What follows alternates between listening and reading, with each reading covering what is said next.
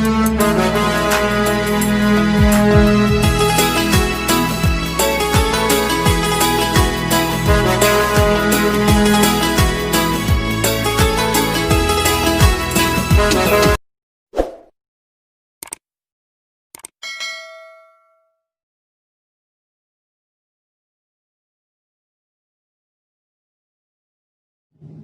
ગુરુદેવ વિદ્યાર્થી મિત્રો, ધોરણ 10 સામાજિક વિજ્ઞાન પ્રકરણ 3 ભારતનો સાંસ્કૃતિક વારસો શિલ્પ અને સ્થાપત્ય કલા. આ સંદર્ભે આજે આપણે ગુપ્તકાલીન સ્થાપત્યની વાત કરવાની છે અને આગળ ગુફા સ્થાપત્યો, રથ મંદિર એ વિશે વાત કરશું. શરૂઆત કરીએ ગુપ્તકાલીન કલાઓની. ઇતિહાસ માટે ગુપ્ત યુગ એ ભારતનો ગોલ્ડન પીરિયડ હતો. વિવિધ કલાઓનો ખૂબ મોટા પ્રમાણમાં વિકાસ થયો, જેમ કે શિલ્પ હોય, સ્થાપત્ય હોય, ચિત્ર હોય, સંગીત હોય ઇત્યાદિ, નૃત્ય, નાટ્ય, બધી જ કલાઓનો ખૂબ મોટા પ્રમાણમાં વિકાસ થયો હોય એવો કોઈ સમયગાળો, તો એ સમયગાળો ગુપ્તકાળ છે. એટલા માટે ગુપ્ત યુગને ભારતીય કલાઓનો સુવર્ણ યુગ તરીકે, the golden period of art, કલાઓનો સુવર્ણ યુગ ગણી શકાય એ સમય એ ગુપ્ત યુગ છે. કેટલાક શિલ્પ અને સ્થાપત્યોની વાત ઉદાહરણ તરીકે જોઈએ તો તમારે ટેક્સ્ટ બુકમાં જબલપુર નીનાવા મંદિર, પાર્વતી મંદિર જે છે એની વાત કરી છે, ભુમરાનું શિવ મંદિર, આ બધા એ પ્રાચીન મંદિરો છે. એરણ મધ્યપ્રદેશમાં આવ્યું, અહીંયા નૃષિ મંદિર છે. જામનગર આપણા ગુજરાતનું, મોરબીને તો પડોશી જિલ્લો, અને ત્યાંનું ગોપ મંદિર, આ બધા પ્રાચીન મંદિરો ગુપ્ત યુગના. એ સિવાય સ્તૂપ, વિહાર, ચૈત્ય અને ધ્વજ હોય, સ્તંભ હોય, ઘણા બધા પ્રકારના શિલ્પ અને સ્થાપત્યનો વિકાસ ગુપ્ત યુગ સમય દરમિયાન થયો છે. એટલે એ સમયગાળો હતો કે જ્યારે મોટા પ્રમાણમાં સ્થાપત્ય થયા. એ ઉપરાંત ભગવાન બુદ્ધની જે શિલ્પ છે, મૂર્તિ, પ્રતિમા છે, અને મથુરામાં ભગવાન વિષ્ણુની પ્રતિમા છે. સાથે સાથે મહાવીર સ્વામીની પ્રતિમા, ઉદયગીરી, ભગવાન વિષ્ણુની અહીંયા પણ વરાહ સ્વરૂપની પ્રતિમા છે. ભુવનેશ્વર, ઓડિશાની પશ્ચિમે એ જોવા મળે છે. આમ ગુપ્ત યુગ છે એ શિલ્પ અને સ્થાપત્ય બંને પ્રકારના કલાઓનો બહુ મોટા પ્રમાણમાં વિકાસ થયો. આ સિવાયની પણ ઘણી બધી કલાઓનો વિકાસ થયો, જેને કારણે ગુપ્ત યુગને કલાઓનો સુવર્ણ યુગ કહેવામાં આવે છે. હવે જેની આપણે વાત કરવાના છે ગુફા સ્થાપત્યોની, ગુફાઓની વાત છે. તો ભારત વર્ષ એ ગુફા સ્થાપત્યો માટે કહી શકાય કે મનુષ્યકૃત આ અદ્ભુત સૌંદર્ય ધામો એટલે ગુફા, માનવ નિર્મિત એક અદ્ભુત ગણી શકાય એવા સૌંદર્ય ધામનો જો કોઈ હોય તો એ આ ગુફાઓ છે. જેમ કે મહારાષ્ટ્ર રાજ્યમાં ઔરંગાબાદથી થોડે દૂર સહ્યાદ્રી પર્વતમાં અજંતાની ઇલોરાની ગુફાઓ છે. મુંબઈ શહેરથી અરબ સમુદ્રમાં લગભગ 10 કિલોમીટર દૂર એલિફન્ટાની ગુફાઓ છે. એ ઉપરાંત ભારતભરમાં અનેકવિધ ગુફાઓ, ભુવનેશ્વર, ઓડિશાનું હમણાં જ વાત કરી, તેની પશ્ચિમે ઉદયગીરી અને ખંડગીરીની ગુફાઓ છે. મધ્યપ્રદેશમાં બાઘની ગુફા, અદ્ભુત ગુફાઓ અહીંયા આવેલી છે. ગુપ્તકાલીન ગુફા સ્થાપત્ય એ એક ઉત્કૃષ્ટ ગણી શકાય એવા ઉદાહરણો હતા. સાથે સાથે ગુજરાતની વાત કરીએ તો રાજકોટથી લગભગ 70 કિલોમીટર દૂર ગોંડલની નજીક ખંભાળીયા છે, ત્યાં બહુ ગુફા આવેલી છે. ઢાંકમાં છે, રાજકોટનું ઢાંક. જૂનાગઢમાં પણ 3 ગુફા સમૂહો છે, આગળ આપણે એની વાત કરવાના છે. તળાજા, શાણા, અહીંયા ઉલ્લેખ કર્યો છે આપણે. એ ગુફાઓ વિશે આપણે વાત કરવાના છીએ. તો એ ગુફાઓ જોવા મળે છે.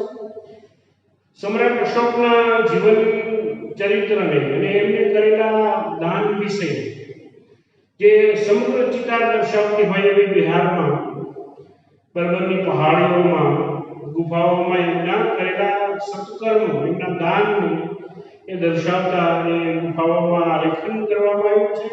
દાન કાર્યોની વિગતો દર્શાવવામાં આવી છે. અસમ ક્ષેત્ર છે કે જ્યાં દાર્જિલિંગની ગુફાઓ છે.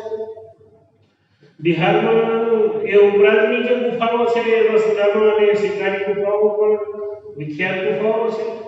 આમ ભારતમાં પ્રાચીન ઘણી બધી ગુફાઓ છે જે માનવકૃત બહુ મોટું ઉત્કૃષ્ટ પ્રદાન કરી શકાય એવી આ ગુફા સ્થાપત્યો એ વિષય પ્રસ્તુત પ્રકરણમાં આપણે વાત કરવાના છીએ. એમાંની 3 જે ગુફાઓ છે અજંતા, ઇલોરા અને એલિફન્ટા, આ 3 ગુફા વિશે આપણે પ્રકરણ 6 માં અભ્યાસ કરીશું.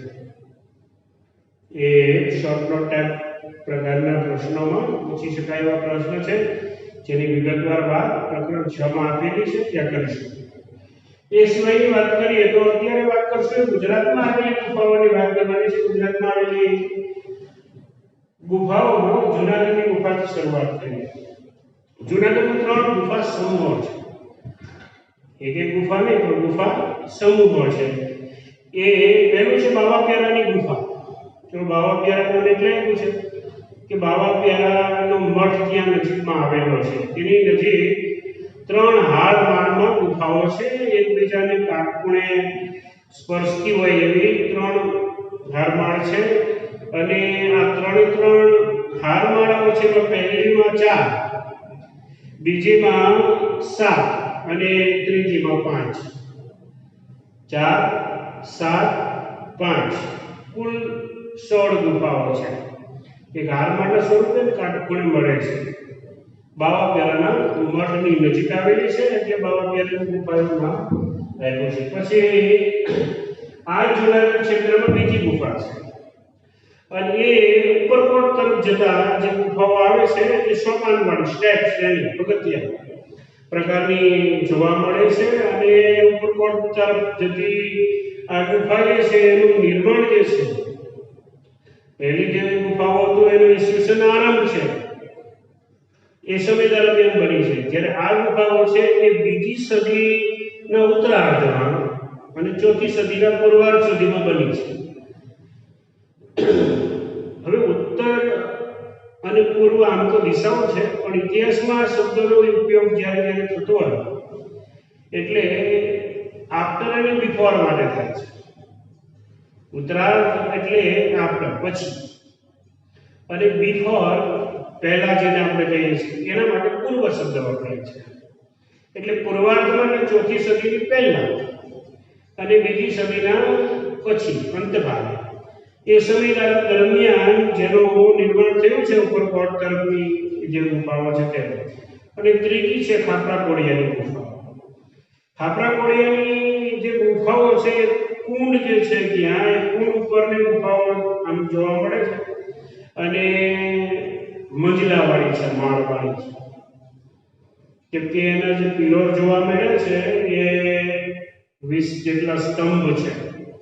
એ સ્તંભ એવું દર્શાવે છે કે અહીંયા માળવાળી ગુફાઓ હશે અને ઈસવીસનની 2જી સદીમાં ગુફાઓ ખંડેરાઈ હોય એવું અનુમાન છે.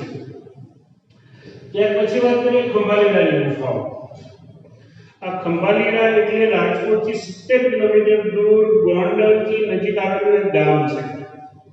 ત્યાં બૌદ્ધકાલીન ગુફાઓ મળી આવી છે. આમ તો શોધાય છે એવો શબ્દ ટેક્સ્ટબુકમાં આવ્યો પણ શોધાય ન હોય કેમ કે આ કોઈ નવું આવિષ્કાર નથી પણ મૂળ હતી એ દર્શાવવામાં આવ્યું. એટલે ભારતના આર્કિયોલોજીકલ ડિપાર્ટમેન્ટ જે છે પુરાતત્વ ખાતું છે એના ધ્યાનમાં 1959માં આવે.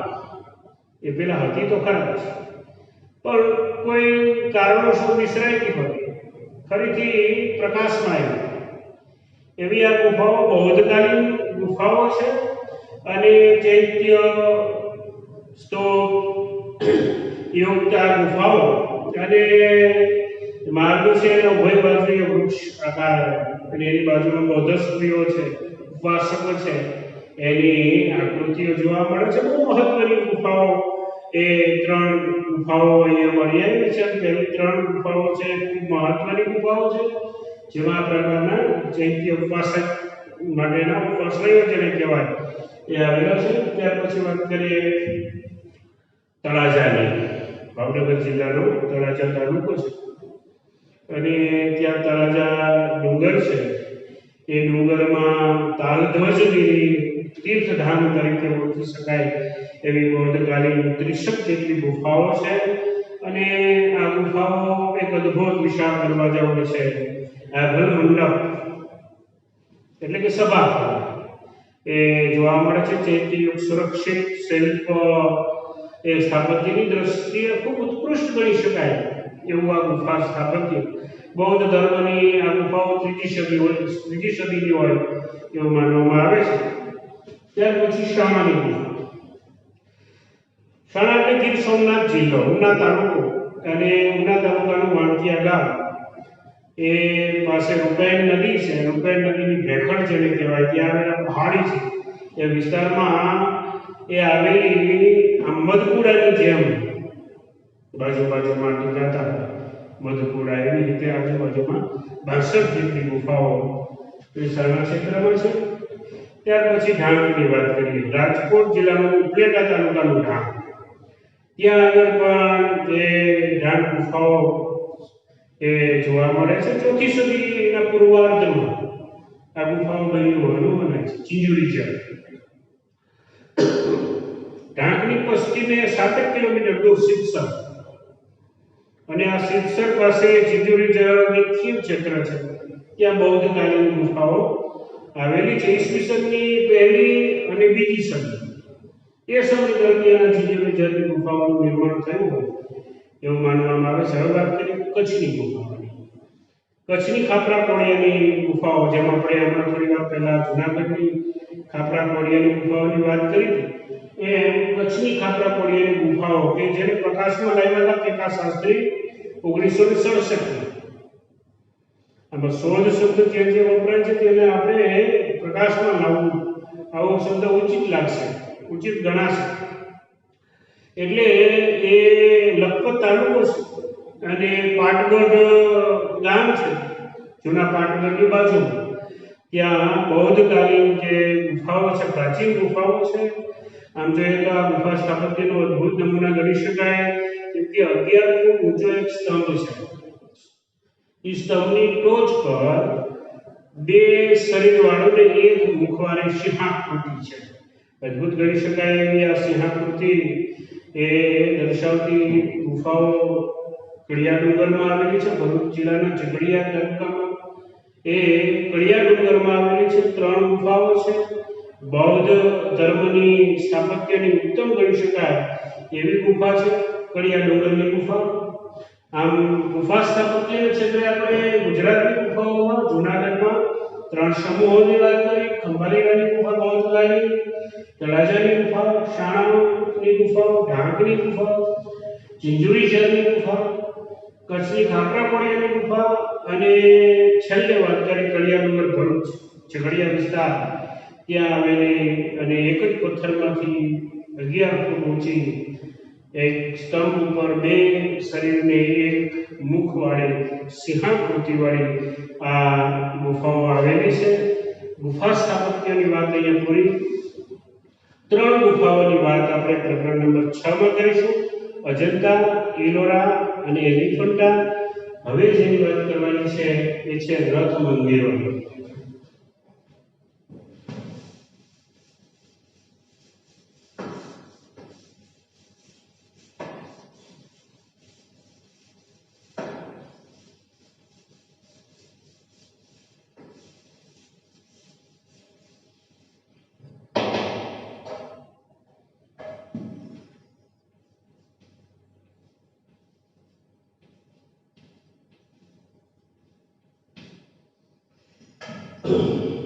રથ મંદિરો, રોક કટ ટેમ્પલ, ખડક કાપીને બનાવેલા, કોતરીને બનાવેલા આ પ્રારંભિક મંદિરો ખાસ કરીને એક જ પથ્થરમાંથી કોતરીને ભવ્યાતિ ભવ્ય મંદિરો બનાવવાની શરૂઆત એ પલ્લવ વંશના રાજવીઓએ કરી અને આગળ જતા ધીરે આ પ્રકારના આમ તો શિલ્પ ગણી શકાય આને મંદિરોની શરૂઆત થઈ કાંચીનું કૈલાસ મંદિર હોય વેંકટ મંદિર હોય એ ઉપરાંત મહાબલીપુરમમાં નરસિંહવર્મન પ્રથમ કે જેનું એક નામ હતું મહાબલ એના ઉપરથી આ નગરનું નામ મહામલ્લપુરમ પડે પણ અપભ્રષ્ટ થતા ધીરે આ નામ થયું મહાબલીપુરમ એ મહાબલીપુરમમાં રોક કટ ટેમ્પલ છે પથ્થરો કોતરી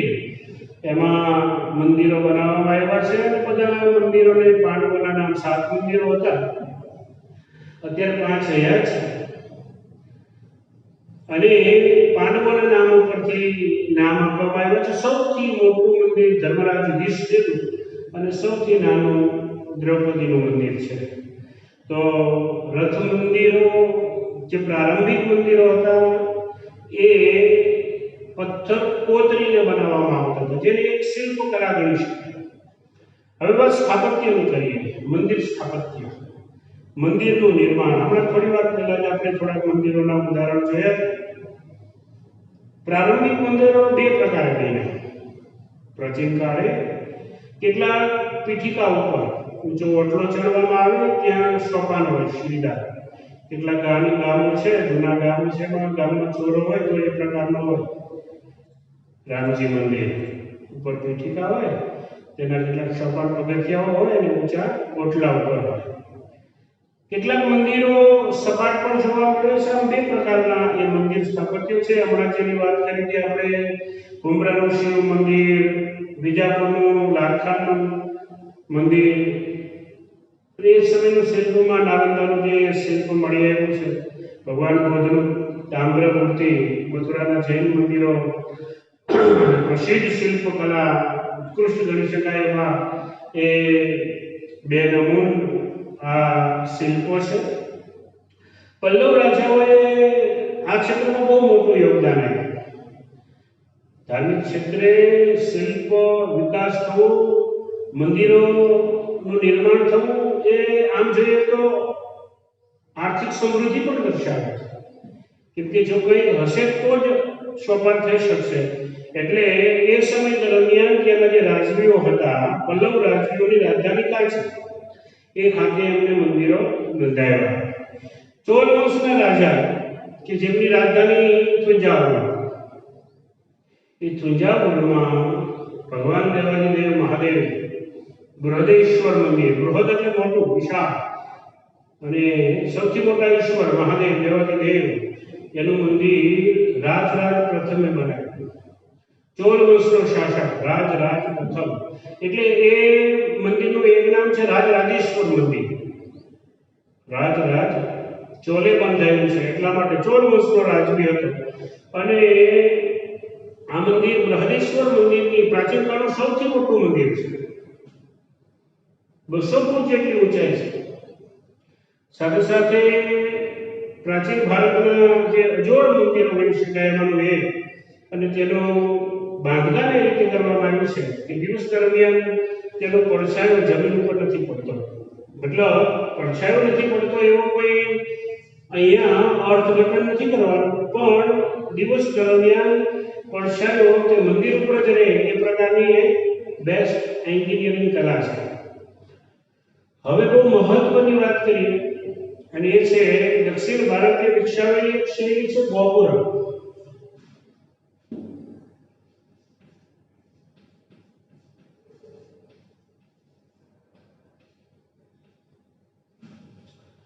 ગોપુરમ સ્થાપત્ય એટલે શું ગોપુરમ કોને કહેવાય તો મંદિરમાં પ્રવેશે પહેલા પ્રવેશ દ્વાર આવે એ પ્રવેશ દ્વાર એટલે ગોપુરમ આ કલાની વ્યવસ્થાની શરૂઆત દક્ષિણ ભારતના શાસકોએ કરી એટલે દક્ષિણ ભારતની સ્થાપત્ય કલા છે ગોપુરમ પાંડ્ય રાજાઓએ ખાસ કરીને ભેટ આપેલો પાંડ્ય શાસકોએ મંદિરની બહાર ઉદ્વારકારના આ પ્રકારે ગોપુરમ બનાવવાની શરૂઆત કરી અને એટલી હદે વેગ આપ્યો કે મંદિરની સરખામણીએ આવા કલાત્મક ગોપુરમો બનાવવાની પરંપરા ખૂબ વેગવંતી બની.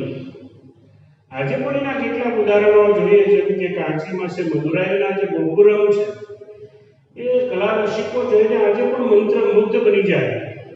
દેશ અને દુનિયાના પર્યટકો માટે એક આકર્ષણનું કેન્દ્ર છે. આ પ્રકારના અદ્ભુત ગોપુરમ દક્ષિણ ભારતના શાસકો, પાંડ્ય શાસકોએ અને ત્યાર પછીના અનુગામી શાસકોએ પણ બનાવ્યો. એટલે ગોપુરમ એટલે મંદિરનો પ્રવેશ દ્વાર, પણ એટલા અદ્ભુત આ ગોપુરમ ઘણી જગ્યાએ 13 માળ સુધીના ગોપુરમો છે. આગળ પણ આપણે વાત કરીશું કે અમુક અદ્ભુત ગોપુરમો છે. હવે વાત કરીએ કેટલાક મહત્વપૂર્ણ ગોપુરમની. તો ઓડિશામાં કોણાર્કનું મંદિર છે, રથ મંદિર સ્વરૂપ છે. તાંજોરનું બૃહદીશ્વરનું મંદિર 13 માળનું ગોપુરમ છે. સાથે સાથે એ સમયમાં ધાતુ શિલ્પનો પણ વિકાસ થઈ ચૂક્યો હતો. મંદિરમાં સ્થાપિત થતી મૂર્તિઓ છે એ ધાતુ શિલ્પ હોય, અને એ સમયે નટરાજનું શિલ્પ જે કાંસ્ય શિલ્પ મળી આવ્યું છે ચેન્નઈના સંગ્રહાલયમાં સંગ્રહિત આ શિલ્પ, તો એ મૂર્તિકલાનું એક શ્રેષ્ઠ ઉદાહરણ વિશ્વ કક્ષાએ છે. આ સાથે સાથે ચોલ વંશના કલા ક્ષેત્રે એ આગવી પ્રતિભા પણ ગણી શકે. મદુરાઈમાં ભવ્યાતિ ભવ્ય મીનાક્ષી મંદિર છે, અને વિશાળ જગ્યામાં પથરાયેલું એનું 4 પ્રવેશ દ્વાર ગોપુરમો આ સ્થાપત્યની દ્રષ્ટિએ ખૂબ વિશિષ્ટ ગણી શકાય.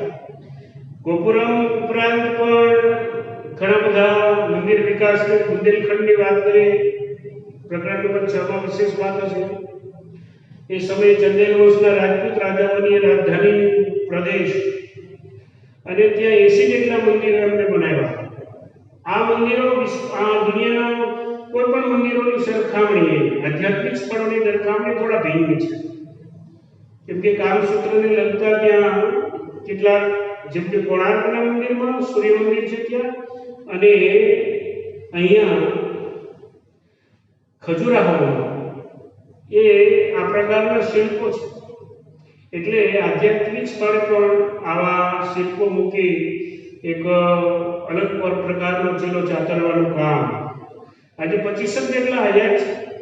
દેશના અન્ય મંદિર શૈલીઓની સરખામણીએ તદ્દન ભિન્ન એવી શૈલીવાળા આ મંદિરો છે. હવે આપણે મંદિરોના રેખાચિત્રની વાત કરીએ. મંદિર જે સ્થાપત્ય છે એનું રેખાચિત્ર કેવું હોય છે?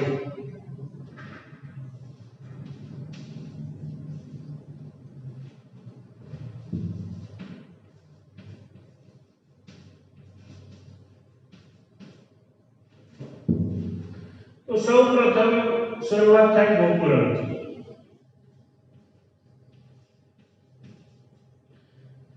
તમારા ટેક્સ્ટબુકમાં ગર્ભગૃહ, ગોપુરમ, મંડપ, શિખર અને વિમાન આ પ્રકારે ક્રમ આપ્યો છે. તમે આ ક્રમને જે ચિત્ર ઉપર આપ્યું છે એ પ્રમાણે વ્યવસ્થિત સમજતા જજો. તો પહેલું અમે મંદિરોમાં ક્યારેક જતા રહીશું તો ખ્યાલ હશે, પહેલા પ્રવેશ દ્વાર આવે. તો જે વિશાળ મોટા મંદિરો હોય તેમાં પહેલું પ્રવેશ દ્વાર એને ગોપુરમ કહેવાય.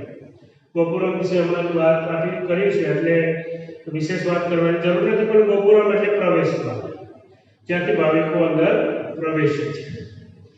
ત્યાર પછી સીધું જ આવે મંડપ.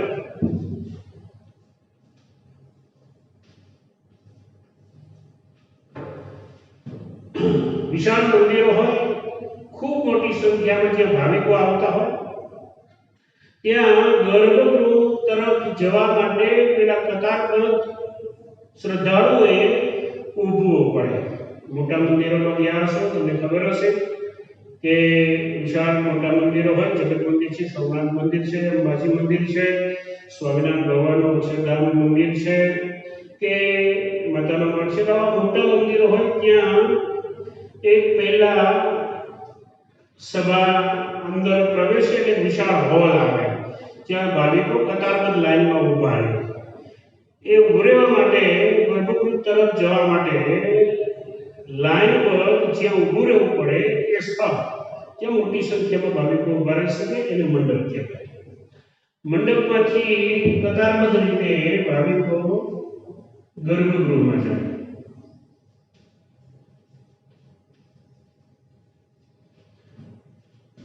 ગર્ભગૃહ એટલે સામાન્ય રીતે લંબચોરસ અંદરનો ઓરડો કે જ્યાં મૂર્તિ સ્થાપિત કરવામાં આવે છે. જ્યાં જે પણ નું મંદિર છે કોઈ દેવી દેવતાઓનું એની મૂર્તિ સ્થાપિત જે જગ્યાએ કરવામાં આવી હોય એ મોટા ભાગે લંબચોરસ ઓરડો હોય. ત્યાં દેવ પ્રતિમા સ્થાપિત કરવામાં આવી છે. અંધારમય ઓરડો હોય, ઠીક છે, આપણે અત્યારે પ્રકાશની વ્યવસ્થાઓ હોય છે, પણ સામાન્ય રીતે અંદરનો ભાગ છે એટલે અંધકારમય શબ્દ તમારે વાપરો છે કે અંધકારમય ઓરડો. જો ત્યાં પ્રકાશની વ્યવસ્થા ન હોય તો એ સામાન્ય રીતે અંધકારમય હોય એટલે અંધકારમય ઓરડો એવો શબ્દ વાપરો છે. ગર્ભગૃહ છે, ગુજરાતમાં ઘણી સ્થાનિક ભાષામાં તેને ગભારો પણ કહે છે. તો એ જે દેવસ્થાન મૂર્તિ સ્થાપિત છે એ સ્થળને ગર્ભગૃહ કહેવાય. આ ગર્ભગૃહની સામાન્ય ઊંચાઈથી કાં વર્ગાકારે કાં પિરામિડ આકારે ટોચ સુધી પિરામિડ જેવો આકાર અથવા તો વર્ગાકાર એ બે શૈલીઓ છે. એવો ભાગ જે છે એને વિમાન કહેવાય. વિમાન બે સ્વરૂપે હોય છે. આપણે ત્યાં બે શૈલીઓ છે, કાં તો વર્ગાકારે હોય અને કાં પછી આમ પિરામિડ આકારે ઉપર તરફ જતો સાંકળો ને નીચે તરફ પહોળાયેલો ભાગ. એટલે આવો ભાગ હોવાથી એ મંદિરના ભાગને સામાન્ય ઊંચાઈ અને સામાન્ય ઊંચાઈથી ટોચ તરફ સાંકળો થતો જાય એવો જે ભાગ છે એને વિમાન કહેવાય. સામાન્ય ઊંચાઈથી શરૂ કરીને ટોચ સુધી અને અંતિમ ભાગ જે છે એને કહેવાય શિખર. છેલ્લો ભાગ મંદિરનો ટોચ, જ્યાં એ ટોચ ઉપર સમૃદ્ધ મંદિરો છે એને સોનાથી પણ એ પ્રોટેક્ટ કરવામાં આવે છે અને કાં તો પિત્તળના પણ શિખરો લગાવવામાં આવે છે, મઢવામાં આવે. સમૃદ્ધ મંદિરો છે, તિરુપતિ મંદિર છે, આપણું સોમનાથ, દેવભૂમિ દ્વારકા, જગન્નાથ મંદિર, અંબાજી મંદિર, આવા જે સમૃદ્ધ મંદિરો છે, કેટલાક સ્વામિનારાયણ ભગવાનના મંદિરો કે જેના મંદિરની ટોચ ઉપર આવા જે શિખરો હોય એક કરતાં વધારે પણ હોય, જરૂર નથી કે એક જ શિખર હોય. અને એ શિખરોને પિત્તળ કે સોનાથી સમૃદ્ધિ હોય તો સોનાથી પણ મઢવામાં આવે છે. તો આવા કિંમતી ધાતુઓથી મઢવામાં આવે. તમારે ઉલ્લેખ નથી પડે, ટેક્સ્ટ બુકમાં ઉલ્લેખ નથી, પણ મંદિરનો એક બહુ મહત્વનો ભાગ છે અને એ છે ધજા, ધ્વજ. એ બહુ મહત્વનો વિષય છે મંદિરનો, કેમ કે ધ્વજ એ વિજયનું પ્રતીક છે અને જ્યાં આધ્યાત્મ છે, ધર્મ છે, ત્યાં વિજય છે. આ સૂચવે છે. મંદિરોના ભાગ અમુક ચોક્કસ પ્રકારનું સૂચનો કરે છે.